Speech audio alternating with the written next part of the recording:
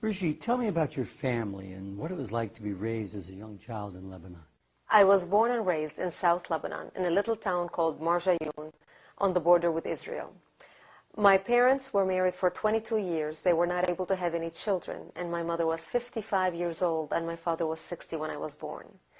I was fortunate to live with two parents that loved me and dedicated their life to me. They were retired by that time because they had me in later years.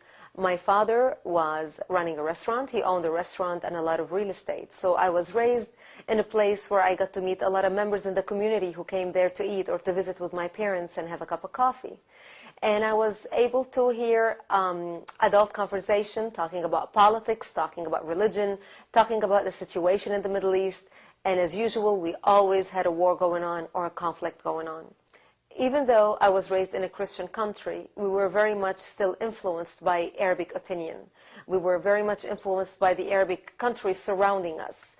And we spoke Arabic, we practiced the Arabic culture. So we thought like the Arabs thought. We thought Israel was bad. I was taught growing up as a child that Israel Azrael, Israel is Satan. The Jews are demons. They are barbaric. They are the source of the problems in the Middle East. And the only time we will have peace in the Middle East is when we kill all the Jews and drive them into the sea. That's what I heard on television. That's what I heard on the radio. That's what I saw people talk about when they would come to my father's restaurant and they would be sitting around the tables talking. That was the opinion of the Lebanese people at the time. We listened to the media that was governed by our government, so we only heard what our government wanted us to hear. As usual in the Middle East, it's always a one-sided story. You never hear the other side because all the media and all the Arabic countries are manipulated by the government.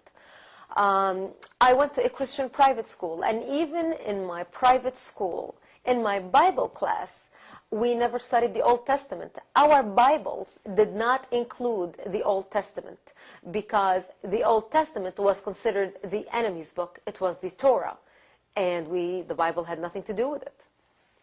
Tell me a little bit about the population of Lebanon. Who's who and who was what back then? When we got our independence from France in the 1940s, the majority of the population in Lebanon were Christians. The Muslims were the minority. As the years passed by, that population shifted because we do not have as many children as the Muslims do. The Christians got married to one spouse until death do us part. We have maybe 3, 4 children, while the Muslims are allowed to marry up to 4 wives at a time according to their religion. So they would marry multiple wives and they would have a lot of children. The most famous Muslim in the world today is Osama bin Laden. Osama bin Laden is 1 out of 53 children. He himself has 27 children. Between father, son, they have produced 80 children. How many Christian families do you know that have 80 children? It's just impossible. We don't do that. And that's what shifted the population in Lebanon. The Muslims multiplied at a much faster pace than we did.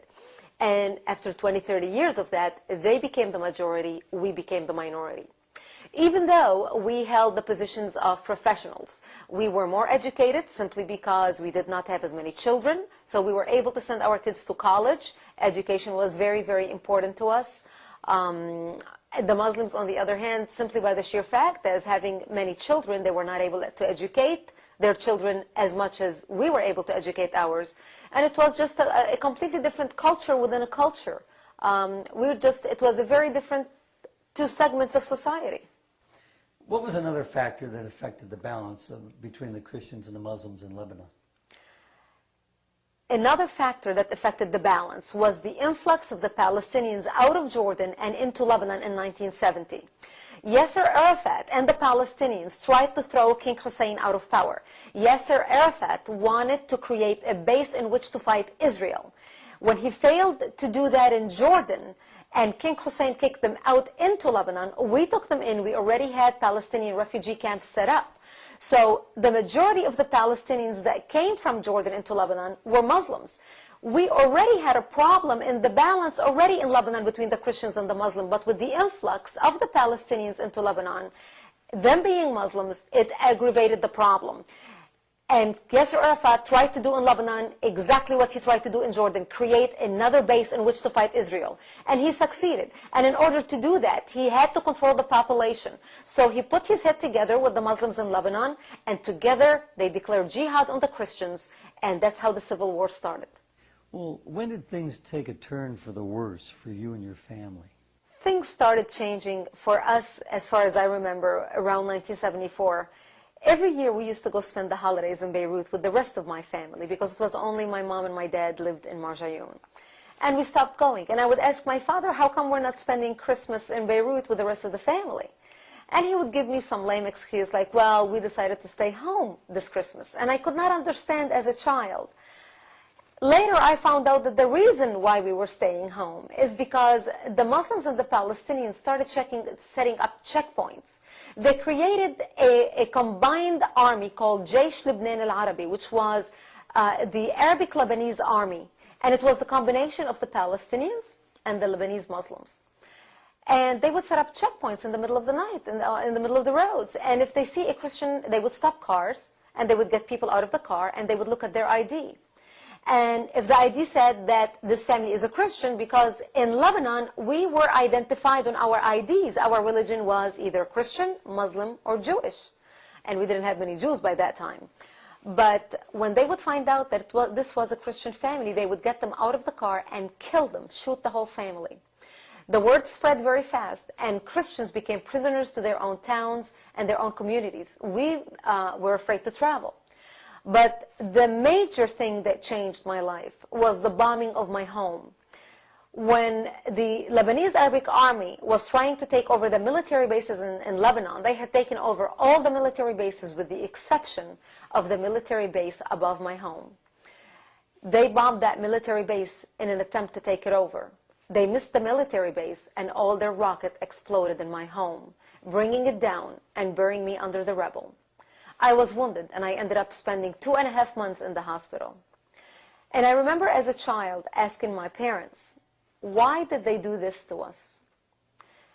And my father would always say, because we are Christians. They're trying to kill us. And I knew ever since I was a child that I am wanted dead simply because I was a Christian who happened to live in a Christian town. What was life like after you came back from the hospital?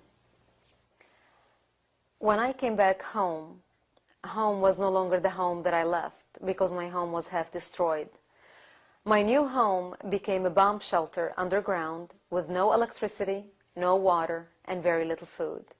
My mother and I used to have to go out and hunt for grass and dig dandelions and any green vegetation that grew around our bomb shelter to eat.